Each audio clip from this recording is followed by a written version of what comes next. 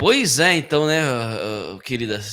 Então, assim, nós temos aí o caso, né, a PGR fazendo pedido de informação. Eu quero saber exatamente quem são os seguidores, né, de Jair Bolsonaro em todas essas redes sociais. Bom, primeiro ponto que eu preciso levantar aqui é o seguinte, né? Nem todo mundo que segue Jair Bolsonaro é apoiador de Jair Bolsonaro. Isso é óbvio, né? O Jair Bolsonaro ele é bastante apoiado, bastante seguido por gente que quer acompanhar o trabalho dele, né? Eu mesmo, por exemplo, tenho uma lista no Twitter que é só de deputados do PT. Eu tenho uma lista ali, né, no Twitter, eu não os sigo diretamente, né? Mas eles estão numa lista, né? Que é só de deputados do PT, só, né? Por quê? Porque eu preciso saber exatamente o que eles estão falando, qual é a posição desses amigos aí, desses colegas aí, né? Então, assim, esse é o primeiro ponto, né? Segundo ponto, né, que é muito importante a gente destacar, depois eu quero passar a palavra para a Valéria para comentar sobre isso, mas é o seguinte, quando você fala de Estado Democrático de Direito, nós estamos falando, vamos ser bem sinceros, nós estamos falando de Estado com poder reduzido. É o poder do Estado que ele é reduzido e controlado frente à sociedade civil. Ou seja, o Estado ele não consegue em tese, em teoria, né, na forma ideal do Estado Democrático de Direito, ele não consegue ir além de certo ponto. Isso é um dos elementos essenciais do Estado Democrático de Direito. Porque não adianta nada o Estado ele ser nominalmente de direito se ele tem poderes absolutos. Se ele tem poderes absolutos, né, o direito como elemento abstrato, ele perde a sua praticidade. Eu tenho um texto muito bom do Olavo de Carvalho, que é o direito como garantia. O direito ele só existe efetivamente, ele só está sendo respeitado efetivamente quando existe uma garantia material da manutenção desse direito. Entendeu? É só isso, é só assim que existe o direito. Quando existe uma garantia material, quando há mecanismos materiais de manutenção desse direito. Tá certo? Então, um dos elementos, né? Então isso é corolário disso, né? Se você tem um Estado democrático de direito e esse Estado ele tem poderes reduzidos, ora, um dos elementos do poder é a informação. É a informação. Se você tem um Estado que pode saber tudo, na prática ele sabe tudo. Então, você resguardar elementos mínimos de privacidade, aqui não cabe, meus amigos, o quem não deve não teme. Quem não deve teme sim. Teme sim, afinal de contas, né? O que deviam os judeus? O que deviam os ucranianos no Holodomor? Nada. Mas tinham muitas razões para temer. Muitas razões para temer. Então, quem deve, teme sim. Então, você resguardar a sua privacidade é você resguardar de ser refém de outro. Se o outro não vai ter total informação sobre a minha vida privada, entendeu? Sobre o que tem na minha casa, sobre como é que existe, né? Como é que eu vivo, para onde eu vou, de onde eu venho, para onde eu vou, entendeu? Ele não pode ter total informação, porque senão ele tem total poder sobre mim. Esse é o elemento, esse é o principal ponto. Então, quando a gente fala aqui de resguardar a privacidade, nós estamos falando aqui de resguardar um elemento fundamental da democracia, que é o Estado não ter total controle sobre o indivíduo. Entendeu? Valéria, quero te ouvir a respeito disso, mas apesar disso, né, a reação veio, né? Será que a reação vai ser urgente, vai ser suficiente? O que você acha? Ítalo, que situação, né? É o maior fishing expedition que nós vimos na história da humanidade, tá? E eu quero falar especificamente também para as pessoas que estão no superficial, tá? Dizendo que eles estão fazendo isso apenas para diminuir os seguidores e engajamento do presidente Jair Messias Bolsonaro. Gente, isso é muito mais grave, muito mais sério do que tentar diminuir somente o engajamento e os seguidores do presidente Jair Messias Bolsonaro. Se você coloca em perspectiva que a sua privacidade, que é cláusula pétrea da Constituição, está sendo quebrada por nenhum motivo plausível, nenhum motivo justificável, isso é muito mais grave. Então, não se trata apenas de tentar diminuir a relevância de Bolsonaro nas redes sociais, levando, claro, em consideração que o presidente Jair Messias Bolsonaro fez a sua vida alçar a presidência através das redes sociais, isso é fato. Nós, nas redes sociais, somos muito mais nós, a gente se garante, a gente pega lá cada matéria, cada item, cada narrativa e desmonta com provas, isso é público e notório, mas o que está sendo praticado num pedido como esse é a quebra da sua privacidade, que cada cidadão tem o direito e só pode ser quebrada com uma ordem judicial. Essa ordem judicial tem que ter, no mínimo, aí o Ítalo vai me ajudar, tem que ter, no mínimo, um objeto. É esse o termo correto, Ítalo, quando a gente fala de jurídico?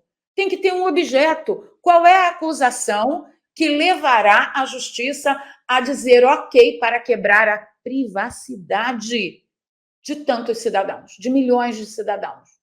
Qual é o objeto? Você vai investigar o quê?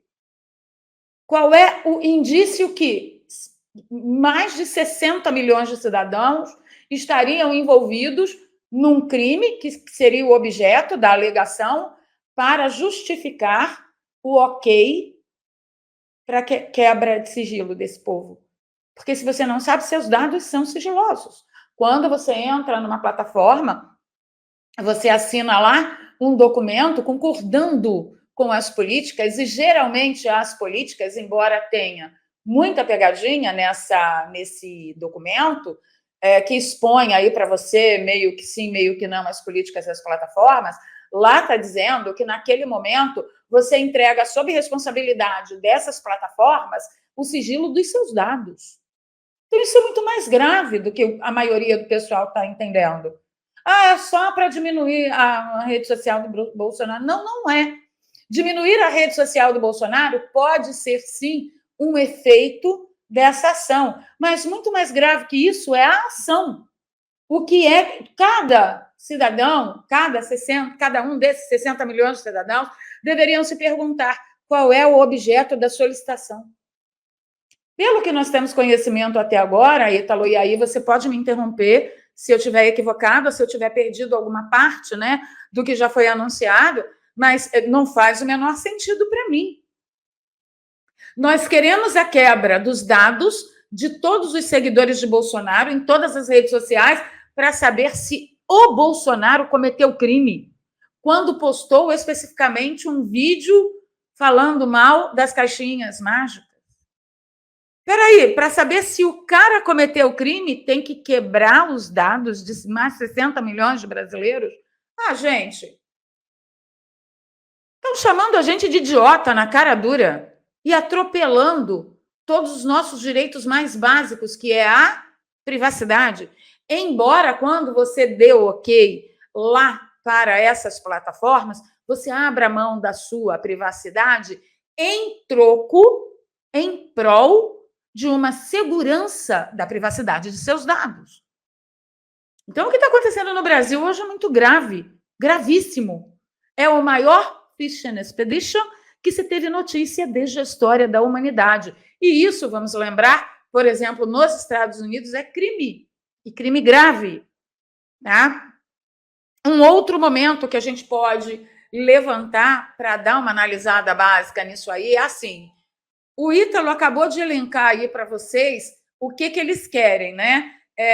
Queremos a quebra dos dados e eu quero saber cada cidadão o que falou a respeito de eleição, a respeito de caixinhas mágicas, a respeito de Forças Armadas, a respeito de Exército, a respeito de manifestação, a respeito de 8 de janeiro.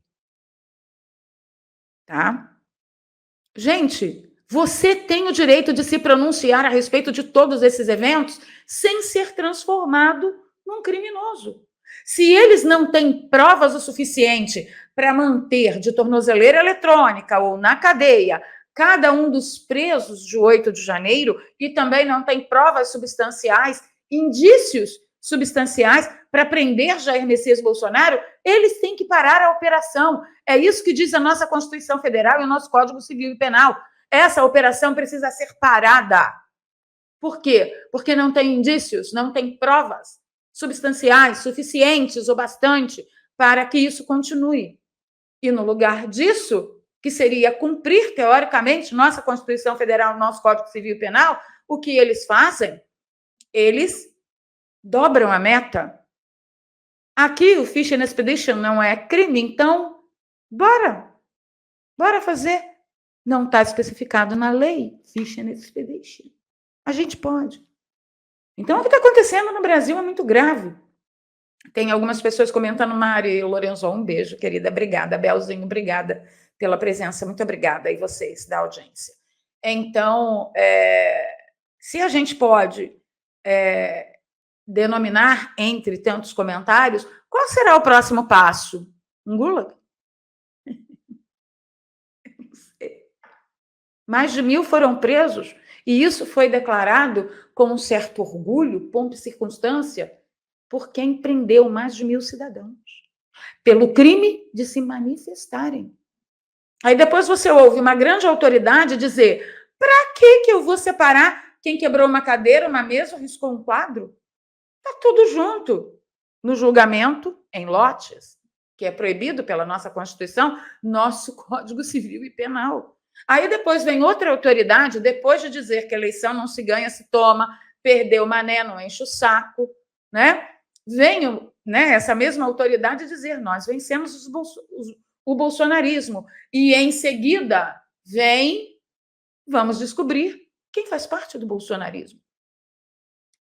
Vocês estão assistindo ao vivo e a cores acontecer no Brasil os erros da União Soviética sendo espalhados, estabelecidos e normatizados, inclusive, pelo mundo inteiro.